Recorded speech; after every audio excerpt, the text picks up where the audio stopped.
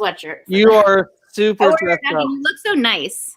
I have nothing else to dress up for. I dress up for these. I don't either, and it's because I care, Tara. It's just because I care. No, I feel like I should at least. I don't know. I'm the worst. Do you have a Bulbasaur shirt around? You could always put your mask on. Put your mask on. Put your mask on. Oh, there you go. That's awesome. I can't get to the middle of my screen. What is happening to you? Welcome everyone to the Pokemon panel. Yes, chat. Welcome everyone. Oh, they're here. Oh yeah, everyone lines up pretty quick. So there's nice to make fun of Megan. you can if you want. Although there's quite a bit of love. It all might be on the side of my computer. There we go. I'll give you mine like this. Hi, guys. Hi, everybody. Wait, can we see who's in here? How does this work, you guys? Yeah, so look on the right-hand side, and there'll be chat, and then I'm just throwing up various comments from folks that are... Yo. Kendra. I still can't get my head on. Hi, Kendra. You made it. I didn't have to remind you. Oh, hey there. Hey there. Lots of You're all saying Megan's name wrong, though. It's not Megan Hollingshead. It's Megan Hollingshead. Megan Hollingshead. Tara's called me Megan's Hollingshead for years. Since the 90s. I think we all did that, Megan. We just never told you. I also did it with Chris. I did it with Rachel's Lillis and Kristen's Freeman. Yeah, nice. For some reason, those names sound better like that. Sorry. How does Crispin's work? Crispin's Freeman. Crispin's Freeman. I just possessive. Oh yeah, Crispin's Freeman. Yeah. You possessive or you pluralized. Yeah. Yes. Yeah, or I made it possessive. I always think of it as possessive. Like that's your Hollingshead. Right. Oh, yeah. Megan. It's Megan's Hollingshead. Or it could be that. Yeah. Megan. Yeah. Megan. Sorry. Let's be I'll be professional. I'm sorry. I took this astray. Welcome to the panel. Hello, panel. Thank you for joining us at this panel. It's definitely going to be how it's going to go. Well, I'm excited. Pokemon is such a huge part of what we've done at Colorworld. We essentially started on life in an RV together with at the time we had 4 kids. We lived in an RV full time. Rachel wrote Colorworld, the first book in the book series. And we did a Kickstarter and raised a bunch of money and jumped in an RV. And then Pokemon Go came out shortly thereafter. And so we would drive through a downtown and they're just people just everywhere. And so I think 2 weeks into launch for Pokemon Go, we started playing and we started an account called Colorworld Kids. And the idea was the kids would just take turns. And man, we were just going up to strangers in every city across America and be like, hey, what are you catching? And that was like really our first introductory into Pokemon was 2 weeks into launch, Pokemon Go.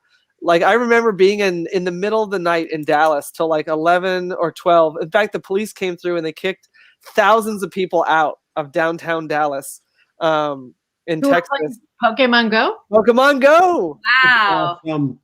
It was the coolest. Has anyone played? Do you play? I do, but I only catch Pokemon. We don't do battles. Okay. My daughters and I accidentally got in a battle, and we were like, turn it off. Oh. Because it was like, you don't just battle with you're in the game. Like suddenly you're battling with other trainers. And we were like, get out. We don't know what we're doing. When it first came out, I was on Team Instinct. Okay.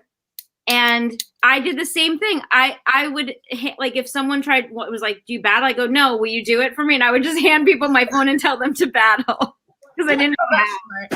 Well, in the beginning, the mechanics were super simple. It was really just tap and swipe. They just, I don't know, 6 months. Rob, tell me when Rob's in here. He is our resident Poke expert. He led his Pokemon Society over in England across the pond. Wow. It is a huge. Well, what's neat is a bunch of my friends. So you only get 200 friends, which is a bummer. I hope at some point. Well, I hope they increase the limit because 200 people for somebody that, you know, we used to be in 30 different states.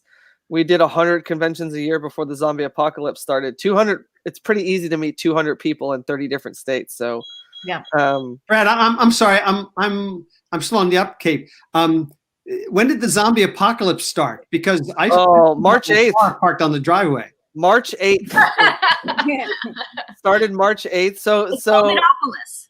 yeah. Oh, that zombie apocalypse. Zombie apocalypse. Gotcha. Yeah. Gotcha. Have you been going to conventions this whole time, Bill? He shows up and he's like, No, "Where is yeah, nobody told Bill. He's like shows up every week. I can Should've get. without a mask, Bill. I have no problem getting the hot food at the buffet in the morning. Oh man, that's funny.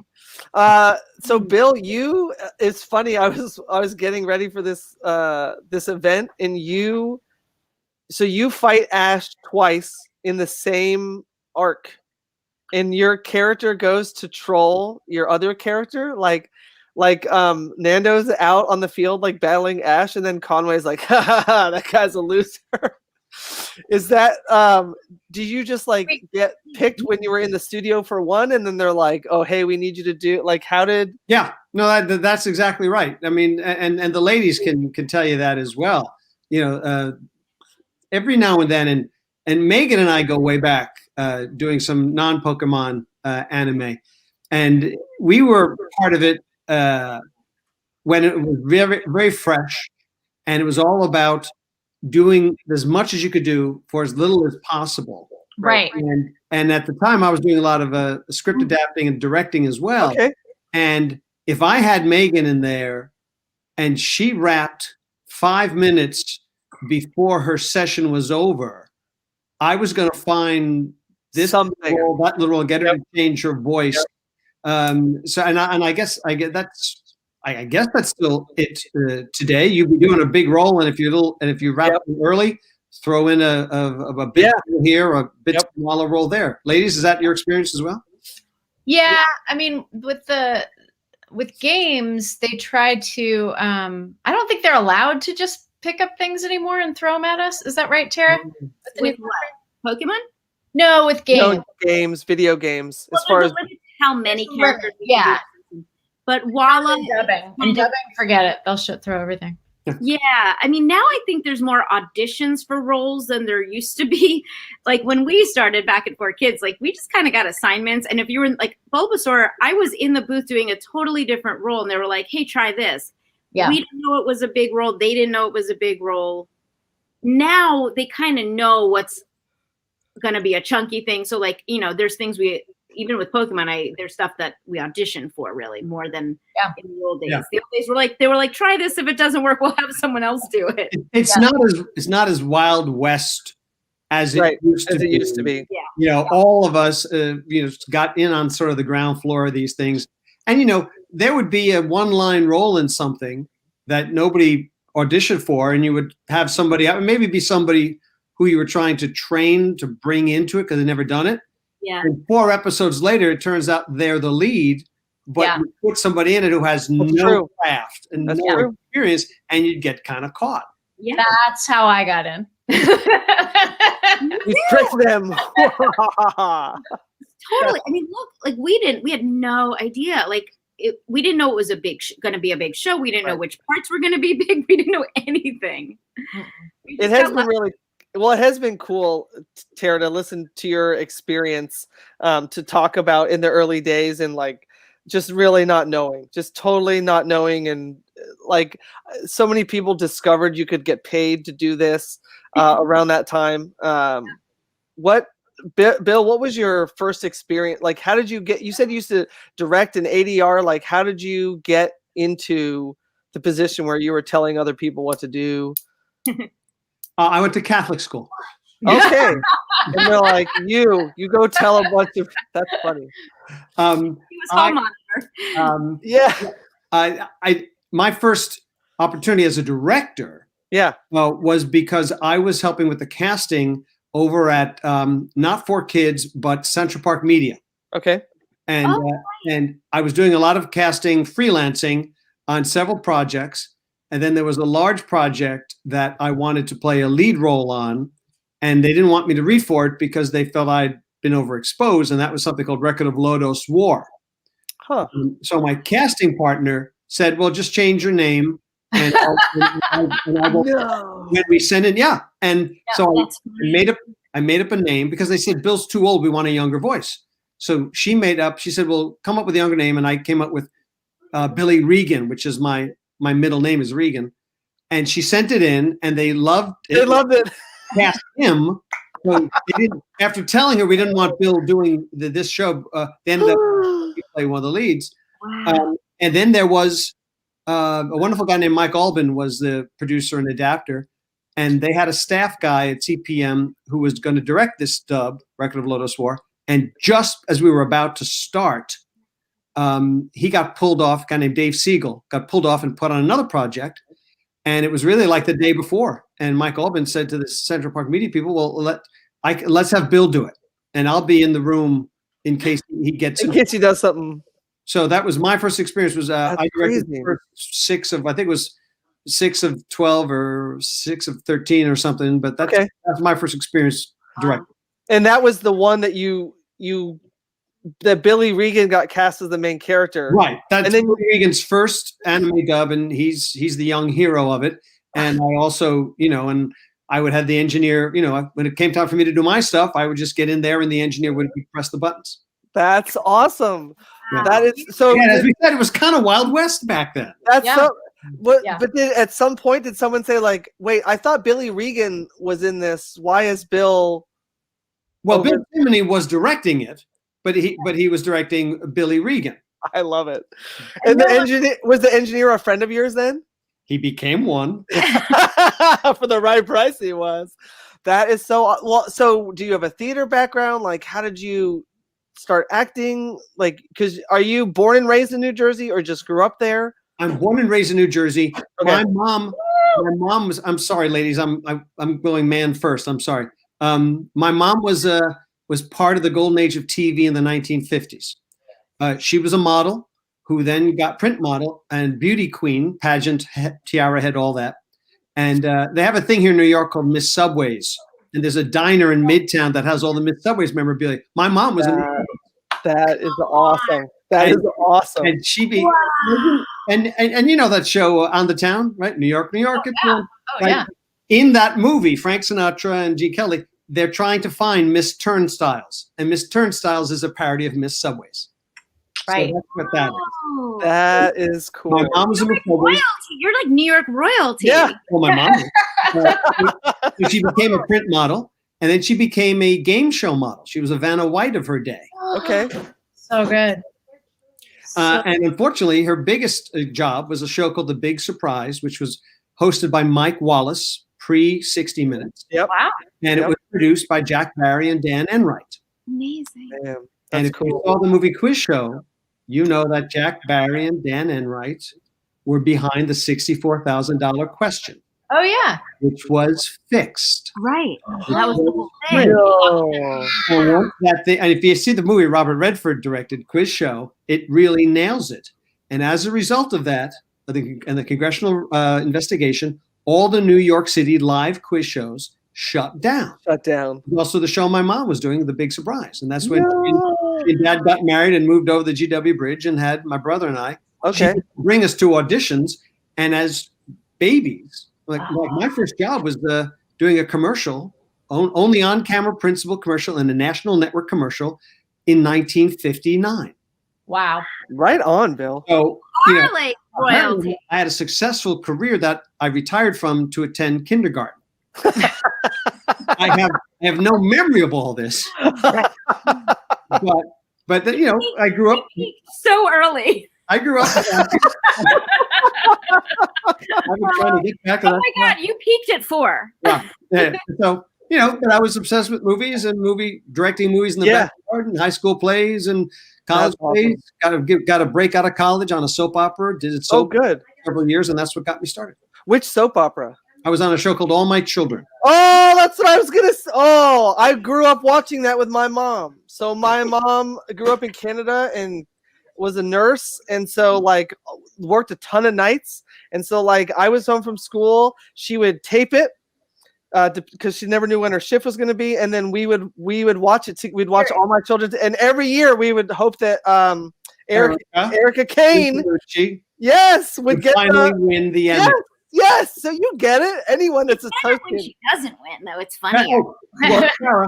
There was an actress on our show named Marcy Walker who left our show, and she moved over to a new show called Santa Barbara, and she was playing a character named Eden. And one year she won the Emmy for Best Actress, and it was opposite Susan Lucci. And at the time, that made Susan, I think, 0 for 12. She went 0 for 19 like or 0 someone for 20. she worked with. Before she found, yeah, and they even said to her, "How do you feel winning over Susan Lucci, who you used to work with?"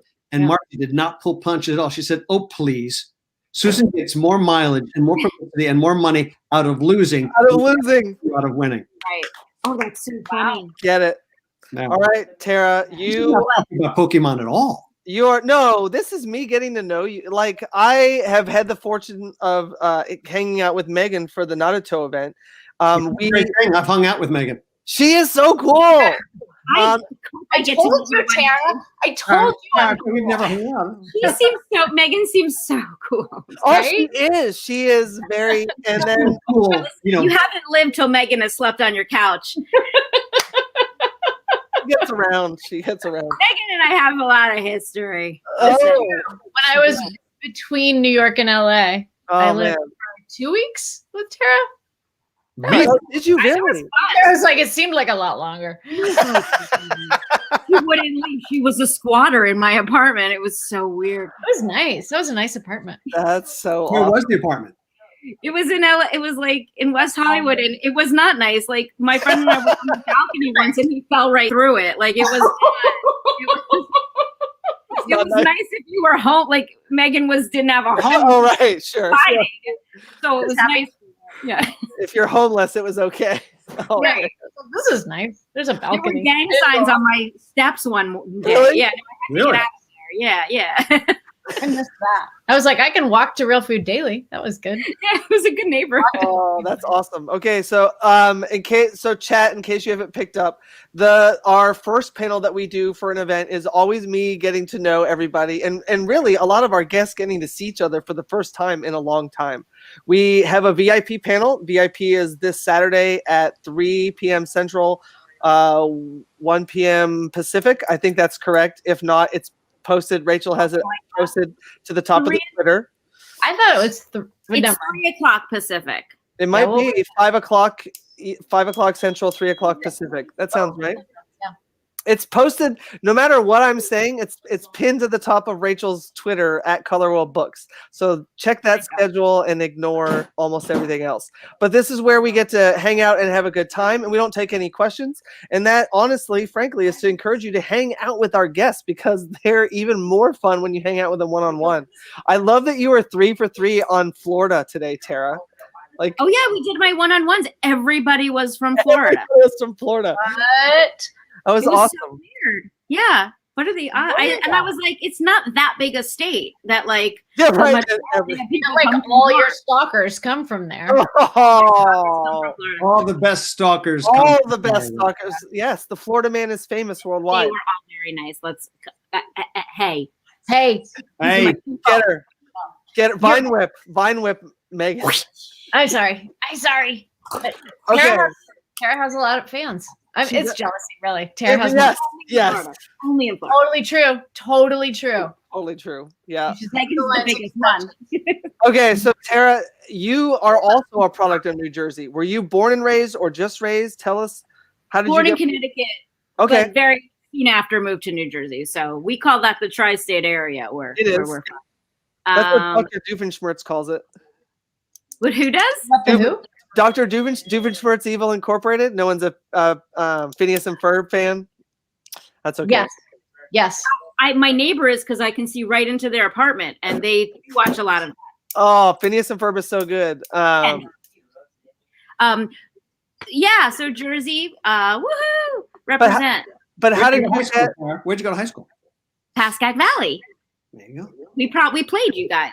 Oh, sure, St. Joe's. Yeah, St. Joseph Regional. Oh, you went to St. Joe. Oh, I don't know if we played Riverdale, where you grew up, but we. Right. Sorry, this is so boring. Yeah. Okay. I went to PP. Not a big fan, but this is the stuff that nobody knows about, because I watched a ton of panels that you guys are on, and there's all sorts of things that have been asked like 500 times. So my goal is to ask things that have never been asked before. So how do you really personal stuff like Yeah. the heart? yeah the stuff that stands want to know. Secret. I know something. What? Tara went I know secrets about Megan. I'll tell them right now. She's like, chat, ask whatever I know, you want. I know, like No, this isn't a bad thing. This isn't a weird thing. Tara went to musical theater camp. I did. New York, Connecticut, where? Upstate New York, but it's still there. It's called French Woods, and it was like a performing arts camp, and it's a lie. I still work with so many of the people I went to camp with. They're all still in the industry. Yeah, I mean, they're Broadway writers, they're TV writers. They're like, I was on the TV show The Newsroom, that Aaron Sorkin show. And the only way I got that audition was because one of the writers I went to camp with, I was like, hey, can you help me get this audition? That's cool. Can I ask you, Tara? Yeah. About that camp? Is there a role from one production when you're up at that camp that you didn't get that you still wish you had been cast in? Good one. That is such a good question. I remember wanting to be in Sweeney Todd really badly. I was up for the beggar woman role. And I remember not getting that. The one who's like, I'm so a beautiful woman. I was bummed about that. But such a good question. I'm going to think about that because, I know what it was. Okay. In Joseph. I wanted to be the narrator in Joseph. Oh, you'd be perfect for that. And they chose a different girl named Tara. What? Oh man! Not who they liked that she's great. I still know her on Facebook. She was great, but they liked that she was like not really a singer and was like kind of rough around the edges. And all I wanted to do was belt that crap. So we were all the singers were like, "What? Why did you get it?" Yeah. So that's the role. Good question. That's awesome. Well, is it possible they meant you because? No. No, because I'm still friends with the director. Did you double check? I am still friends with Jeff Maynard, who directed it. And I remember we were out not that long ago. Like I know his kids, they're awesome. They listen to my audiobooks. And recently I did say to him, I go, why did you cast her as an actor? I love how fresh this is, Bill. That was like spot on. I kind of just did it to mess with him. So what did he say? He just laughed, and I was like, "But I'm like, you didn't even make me one of the brothers." I'm like, I was cast in a whole other show. He won't tell you. He still didn't tell you. No, well, he's like, she was good. I think his response was, she was good. Oh man, that's so awesome. Brad, I'll tell you why I asked. Please do. Because really, really good actors who are very successful in this business have that one that got away. One that got away. Which motivates What's them. yours? I had a fun anecdote when I was the first on All My Children. The casting office would sometimes have me be the reader, which was great. Yeah. Really? And a couple of years after I'd been a reader. Can you explain what a reader is? We should explain what that is. Sure. When you're at the auditions, you come into audition and they're the casting people, but usually there's an actor sitting there to read the other role. Right. Okay. Yep. And the casting office uses the same reader all day, and it doesn't matter if the other characters and multiple characters. They just have one person reading all the lines for that one person to act. And the role I played on All My Children was a very preppy nerd, Poindexter, glasses, bow tie, very uncomfortable around girls. Didn't know how to talk to girls. It was a funny comedy relief role. And this one day, they were auditioning the role of. They're going to bring on the kid sister of Dr. Cliff Warner. And it was a makeout scene. And it was fascinating to see all day long as I read all these attractive young women were coming in and how they would handle it. Air kiss, kind of kiss with script in hand, dive on me. It ran the gamut. How uncomfortable. But I tried to make it professional. So or awesome. Make the auditioner happy. Let them do their best work. Some years go by, and I'm at a Broadway diner. It used to be across the Ed Sullivan Theater on Broadway.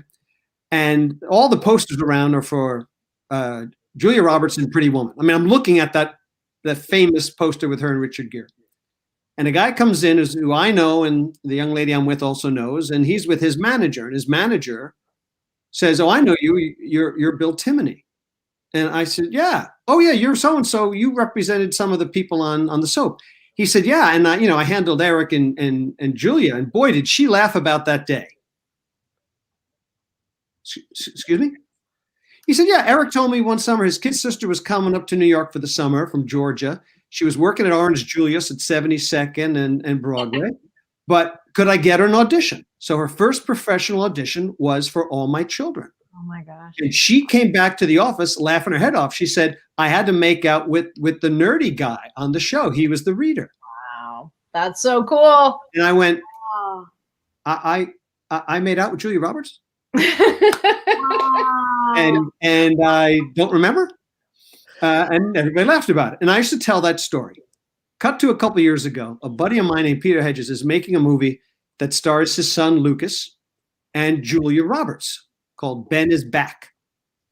And Peter asked me to come up and do a little bit for him in the movie. And it's the opening scene at like a Christmas Eve mass.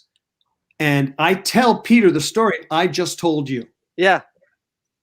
And when we wrap, and she's very intense to be around. I knew better than to go near her. She's very focused on her work.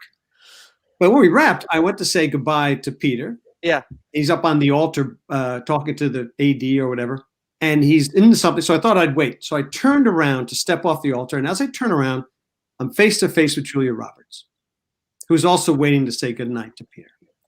And I couldn't, I mean, it was boom, it was right there. Yeah. I said, "Julia, my name is Bill Timoney. You won't remember this, but I was your reader at your first audition at All My Children that first summer in New York." And she looked at me and she said, "But I didn't get the part." Wow. Look at who she is. Look at what she's achieved in her Doesn't career. never matter. But the intensity that she said, and the only thing I could come up with saying was, "I know, and I'm sure it was all my fault." I was gonna say, did you tell her she was not a good enough kisser? Wasn't very believable. Well, when I said was, "I'm sure it was my fault you didn't get it," I then leaned Too in. much tongue, I Julia. leaned in and I hugged her like an idiot.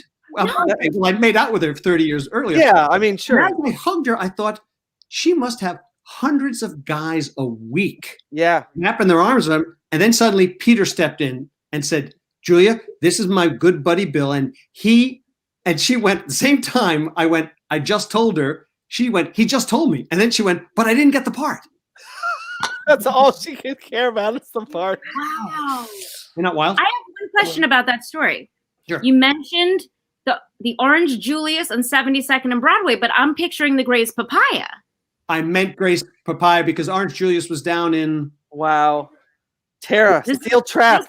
Thank That you, is what Tara, I you're was right. thinking about the 100% true. whole time during that story. It Yeah. is- Steel it is- trap. Yeah, she was like, is this, great. this It is story a great cannot be part. true. Yes, Because- like that's a total fake. That was the wrong place. Yeah. Actually, my response is, that was your takeaway from that story? Yeah, that's right. I'll She tell didn't you get my it. point, that I've never been to an Orange Julius. But you've been to Grace said Papaya. Yeah, when you said that, I was like, there was an Orange Julius in New York that I never. And I lived down the street. It was literally a block away from where I lived. Well, I'll give you this for you. Do you know who else worked at the Grace Papaya at 72nd and Broad in Amsterdam? Who? Jennifer Aniston. What? What? How funny. Yeah. So Yeah, that should have been my day job. Who knew? She was going to school there, and she got into some kind of like showcase show that's amazing. while she was working there, paying her way, through school. And she told the story that Al Pacino was in the audience of this showcase she was doing, and she had something where she did something, and Al Pacino laughed. And she very clearly, and this was years later, and she gave this interview. She said, "And I thought my career could have ended right there. I got a laugh out of Al Pacino." Yeah, done. Done. I'm Wow, done. but that Julia, that's a great story. Wow, that's awesome. funny. One of my top 10. Okay, so Tara, what is your Oh, sorry, Bill. You never told us what your I didn't get it was. Oh yeah. I think I've done enough talking. I want to hear. Okay, Megan. What is your I didn't get it, Megan? She gets everything. That's so not true. She's I know. never been turned down once. It was the opposite. There's so many. No, the voiceover one from the voiceover one, like half the time we get voiceover auditions and they don't tell you what the title is. You don't know what it's for until like years later, like something sounds familiar in a cartoon. It's like, oh, that's what they wanted. But the only one I knew about, like I knew what it was and I really wanted it, was a voice match for Amy Poehler in what was the one about the voices in her head? Amy's voices in her head. A cartoon? Yeah, animated feature. Oh, and yeah. each character is okay. Is that it? Inside Something. But yeah. So Inside Out, thank you. And I knew and I got callbacks and I went in and this and that. And I was like, I got this. This is in the bag. I totally nailed that. Yeah, didn't get that. So, you know, it's no Julia Roberts not getting a soap opera, but, you know. Yeah. And her career was over right there. Different. There. Yeah. Yeah, that was sadder. Mine was a sadder story. It is a sadder story. Question in general for interviews, though. What's the role that like haunts you? Yeah. But I have like a good version of that. Like Hunter x Hunter was this anime I worked on a couple years ago, and I had auditioned first for the little boys, and I can usually like forget about auditions like the minute they're over, and for some reason I was like, I really want to do the show, and I just didn't get it. I stopped thinking about it, and then like a year later, I got the call to do Biscuit on that show, and I was like, oh, that's why. Like I'm not like I don't believe in all that cosmic, karmic, blah blah blah, but I was like, this Even was though it happened. Yeah, like this is a better role for me. I get it. Like it makes sense. Yeah. Sometimes you do know. Like what? Okay, so bringing this back to Pokemon, when I did that audition, and granted, I was relentlessly naive back then, but I did that audition. I was like, that's weird that I never heard back. I was really good. Like that audition was really good. And then, but it took months for them to get back to me. I don't know. Maybe they had other people and who turned them down first. I don't know. Maybe they were figuring out how to pronounce Pokemon. What? Oh, they were just figuring out how to say Pokemon. Right. That was that whole. Okay, what? Yeah. So someone help me. Why can Meowth talk and all the other Pokemon cannot? Because the whole show's a fever dream. The whole what? The whole show's a fever dream. I don't know. I don't know. I thought like maybe he was like Spider, like he got some radioactive bite and he could. I have no idea. Does anyone know in the chat? I bet in the chat someone knows. Yeah, if somebody in chat can help us, because was that weird then, Tara being asked to do? And there's a whole episode about it. Apparently, Kendra says. Okay. How can you say, well, we're idiots? Oh yeah. Rob or Kendra, can you? Oh, sorry, we're the really? worst. So if somebody can tell me what? Okay. Maybe we'll have to stream that episode and all. Well, there's a lot that I had to watch to try to get ready for. And my almost why don't Bulbasaur teach herself to talk? Yeah, I was gonna say, why don't the other ones do that? Yeah, that is true. If it, was that weird, Tara, to be asked to do like every line as the same word? Yeah. Okay. I mean, I've told this story before, so I apologize if I'm boring anyone. But that first day, I went to work and I was doing the role of Melanie in Bulbasaur in the Hidden Village. So I was excited to play Melanie, and they were like, "Hey, while you're here, try this little greenish blue guy." And they're like, his name is Bulbasaur. I'm like, "What does he say?" And they're like, "He says Bulbasaur." And I was like, what else does he say? And I remember leaving and being like, good luck with that show.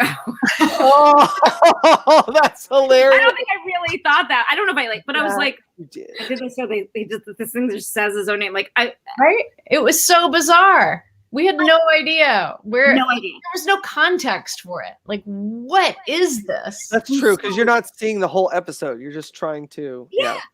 And I mean, look, in retrospect, I look at it, and apparently they had done that so that kids would remember the name of each creature since there were so many. But I kind of like it now because what I came to realize is because they didn't say words and they only said their names, kids could decide what they were saying for themselves. I thought that ended up actually. That's cool. I see what you mean. I'm listening, but one of my cats wants out of the studio. I'll be right back.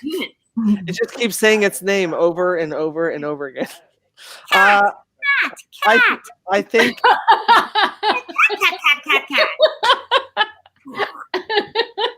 I'm so used to, people that don't participate in anime, aren't really part of the community, don't watch anime, like talk about anime as like a kid's cartoon that because I've consumed so much to do this for a living, I wasn't prepared for how very much a kid show Pokemon was. I had imagined it like every other anime, but like literally they start you out where Ash is 10 and becoming a trainer in each region. And I was like, well, this is, I'm used to, there's like time skips and then everybody's like 7 years older and then people are married and other characters have but in every iteration.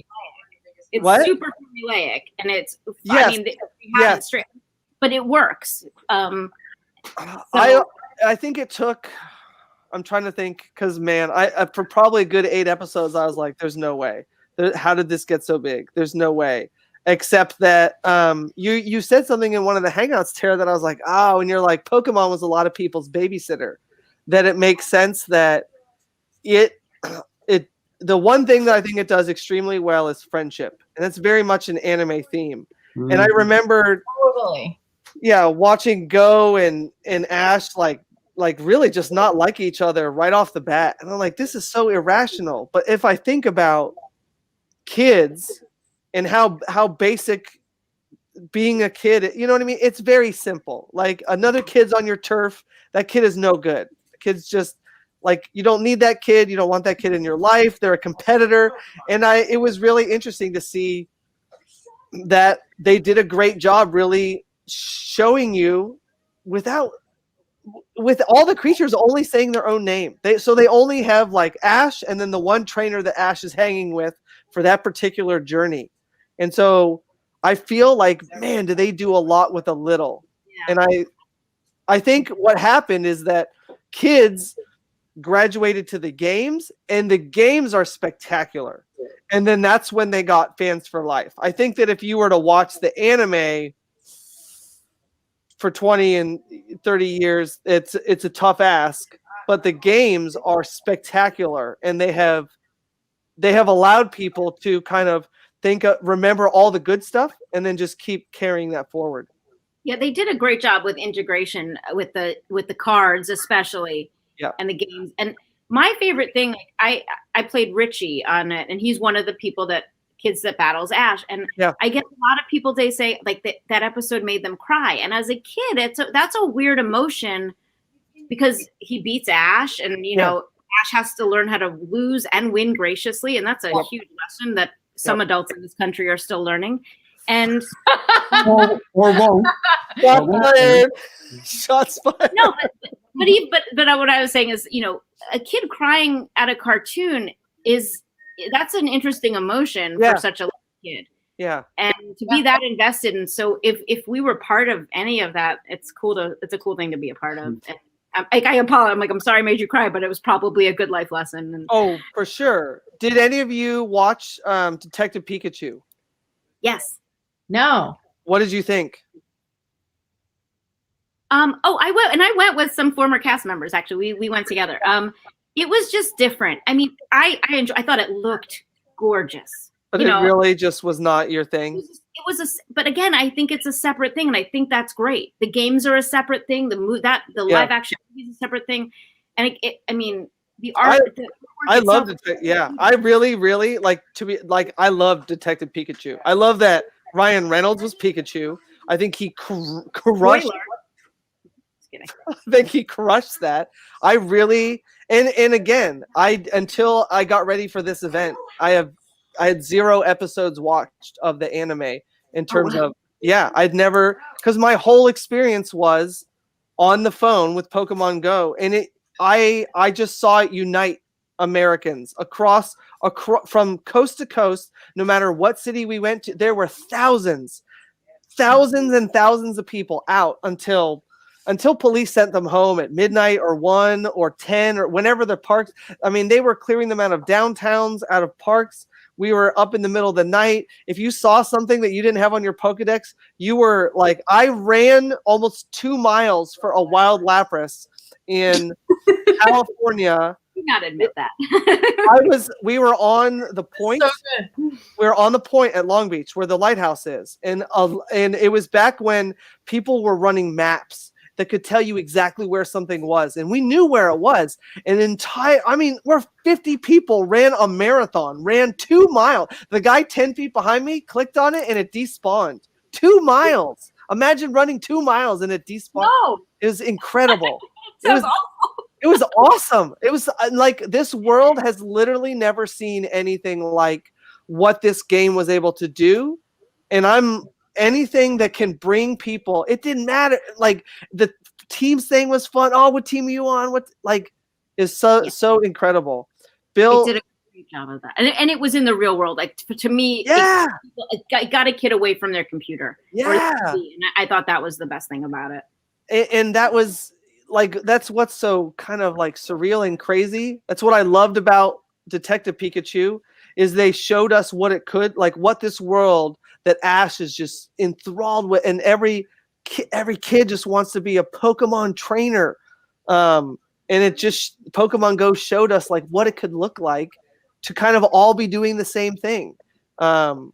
Yeah, I was gonna just to top off the movie. I was gonna say I enjoyed it. I don't think it's a comparison thing. People are like, "What do you like better?" I'm like, they're not comparable. Yeah. They're just really separate entities. So I'm not into, like, a game is a game. It needs to be a good game. An anime is an anime. It needs to be a good a movie is a movie. It needs to be a good movie. Yeah, I could care less. I really like Detective Pikachu. I thought it was spectacular, and as somebody who brought nothing to it except a few months of Pokemon Go, I thought it was like just amazing.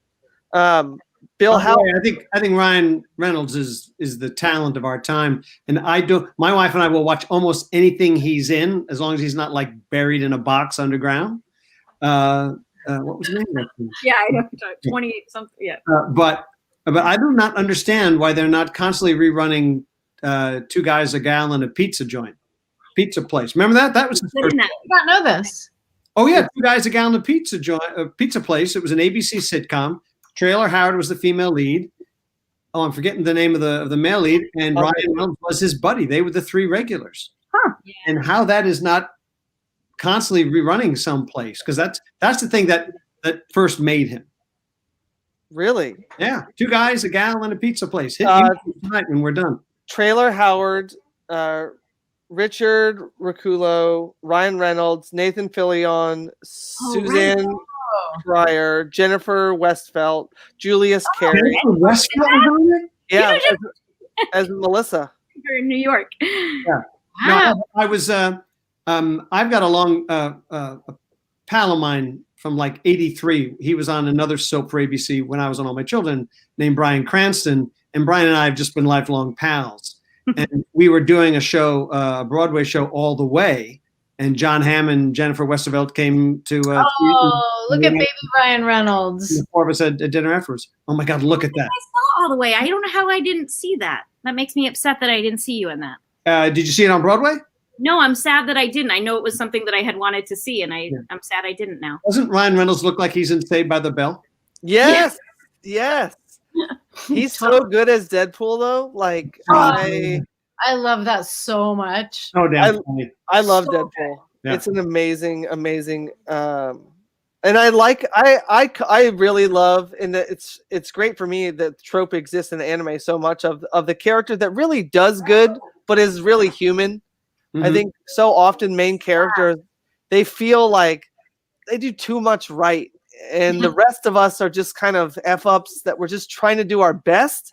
And Deadpool to me is like, it's like a Brian or a Rob, you know, like he really wants to do good. He just always foul language, accidentally kills people that get in his way when he's trying to save the day. Like, it's just so like relatable. I love. May I make a shame self-promotion? Do it. Yes. Of course. That's why we're here. My baby is something called Gokudo. The first title was Gokudo Swordsman Extraordinaire. And there's like 26 episodes and they come out in 4 or 5 in a volume. Gokudo Witches Extraordinaire, Gokudo Magician Extraordinaire. And it's kind of a Slayer's take, little Lords of the Ringy. But the lead is Gokudo.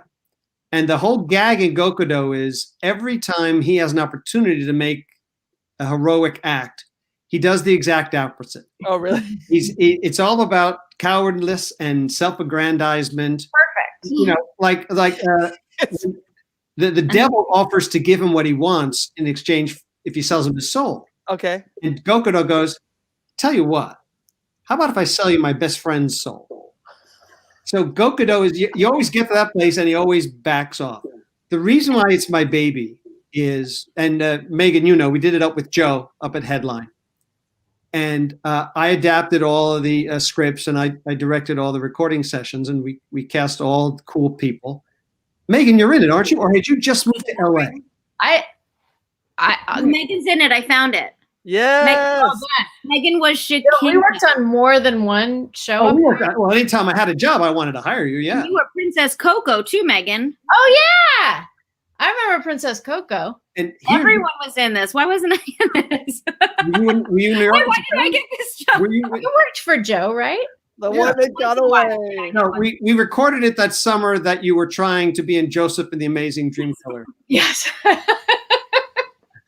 No, this is a killer cast, though. I'm looking it up. It's a great. We had a blast, and I'm going to give you my big inside story, Brad. I think you'll dig it. Our client was very late on payments, as in, were they ever going to show up? Right. Yeah. Joe loved this show so much, really, that he paid the cast out of his own pocket. Oh, Joe. Recording. Oh. And I mean, really it took us a year to do these things, 26 episodes. Yeah. And I adapted as fast as I could, so I could keep the cast together. We lost 1 or 2 people to LA, and we had to replace them. But otherwise, because we kept delivering, even though they weren't paying, the client left us alone. They were afraid to. They were afraid to call and say, "What's going on?" Because they said, "Where's the money? Where's our paper?" So as a result, I never had to get an approval on any of my scripts. What? Oh wow! So I went hog wild. That is amazing. I stayed true to the spirit of the craziness. But if I had an opportunity to really extend it a la Bugs Bunny, Warner Bros., I would. Oh, man. Like, for an example, there's a scene where Gokudo and Rubette and the others get changed into this quintet of girls, like a K-pop singing quintet. Yeah. They're called the Bok Choy Sisters. Oh, man. And they have to go on and they sing a song. And they do a K-pop number. But Gokudo hates it because he's in Rubette's body and he hates being in the girl's body. And he's very upset. And they're standing in the wings. And Rubette says something like, come on, Gokudo. The audience expects a good show. And, remember the choreography. And he goes, And then they go out and they do their dance.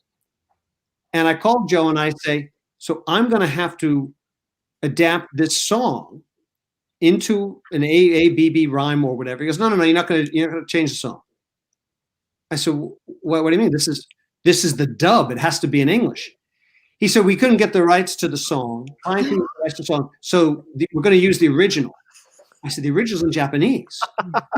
He said, yeah. I said, but it's all in English. He said, yeah, we're going to sing it in Japanese though. I said, so the rights to the song were separate? He said, yeah. The rights to the song. Yeah. So what I did was I had Rubette scold Gokudo when he's pouting in the wings to get their cue. She says, come come on, Gokudo, get with the program. And remember to sing the song in Japanese. And you go, and then they go out and they sing the song in Japanese. Oh, man. Now, had I had to get approval from the client, and the ladies from Pokemon know you can't change an to an Right. in Pokemon, you know. But because these guys were leaving us alone, Yeah. I went hog wild. And I got a review from something called RevolutionSF.com that said, I never recommend this because when I review anime, but I urge you to watch this show in the English dub and not in the original. Nice. That's way cool. That's my plug. And I'm so glad that the only thing that kept it from being my perfect favorite baby Yeah. Kara was not available to voice the role. Exactly. Full circle. Good callback. Well done.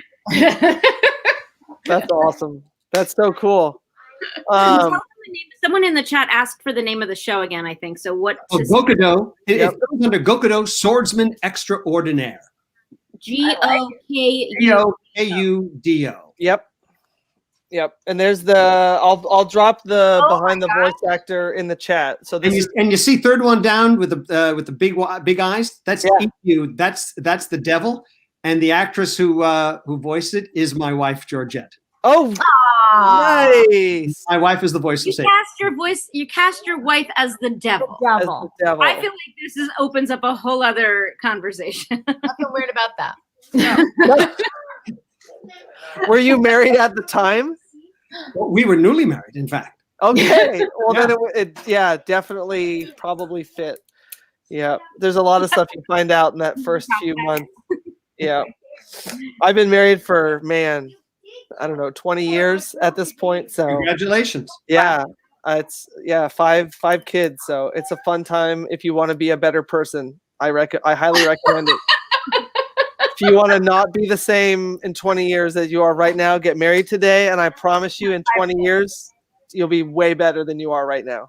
Nice. My parents are watching this, and they've hit 47 years. That's awesome. Hi guys. Shout out. Yeah. Shout out.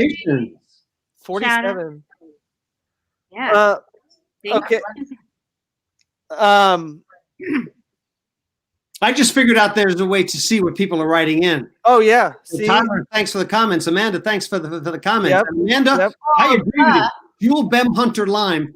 My wife is hilarious in Jewel Bem Hunter Lime. Thank you. See? There you go. Apparently they saw Gokudo. Do you know where that streams, Bill? On VHS. Oh, It's like old school. You got to get a DVD. Yeah.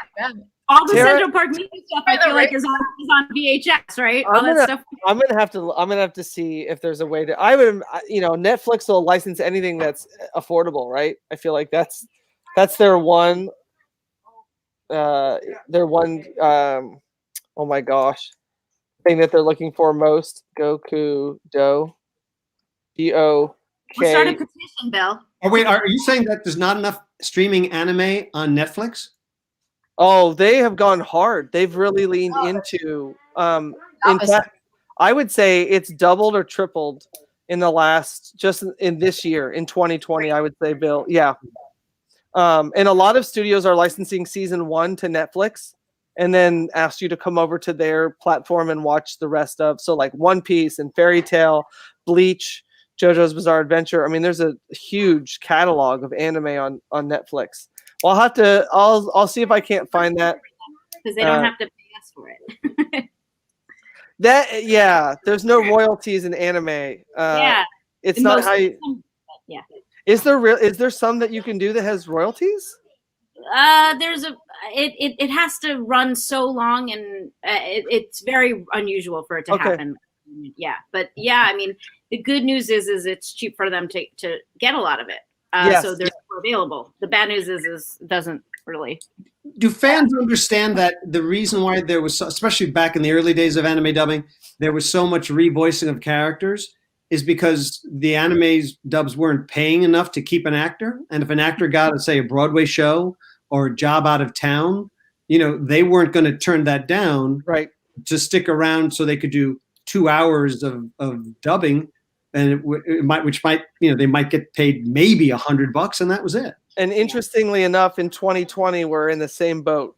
There is anime still, booth rates on anime are, below $100 an hour in a lot of cases. It's just not where for those folks that have made a career out of it, it's through the grace of God and conventions, and conventions have made it so that somebody could do this for a living. And guys, $100 an hour probably sounds insane. You're like, wow, that's awesome. But sure, but if you work 4 hours a week, exactly. like 4 hours a week would be a ton. Yeah, it depends where you live. Well, yeah, but 4 hours a week in California, and you're living with 4 other people. Like, no, but I mean, like a I've done all these different roles on Pokemon, but some of those roles, like I did that Master of Mirage Pokemon, which was like a direct-to movie or something. Yeah, where I'm both Dr. Young and the Mirage Master, who, spoiler alert, turned out to be the same guy. I mean, wow! I banged out that whole thing in maybe 90 minutes. Oh wow!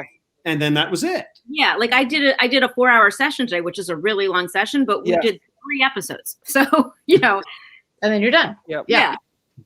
Yeah. And it's not like we just go and do a session and we're done for the week and laying around watching TV. Like most of our jobs. If you're on All My Children, it's different. I'm much older now.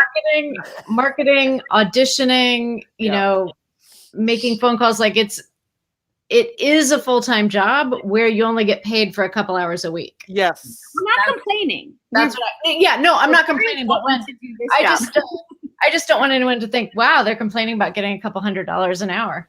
Yeah. Like, no, actors rates, the SAG contract rates are higher than what you would expect, but they're still low and enough to make a living off. And that's only the SAG rate. Well, look, when your rent is $2,000 a month, like let's be realistic. Living in living in New York, living in a lot of places does not come with.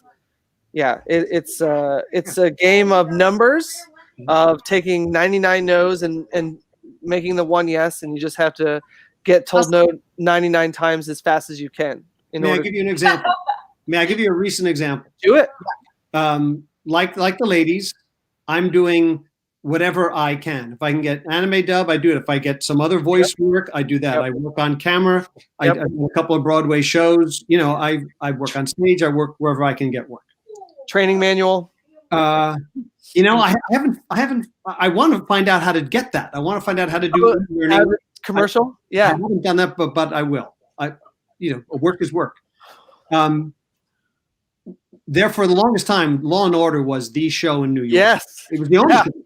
And I think I was one of 7 actors in Manhattan who had never had a speaking role. I auditioned and never got it. Never got it. I finally got 2 lines on Law and Order Criminal Intent, and I thought, okay, good.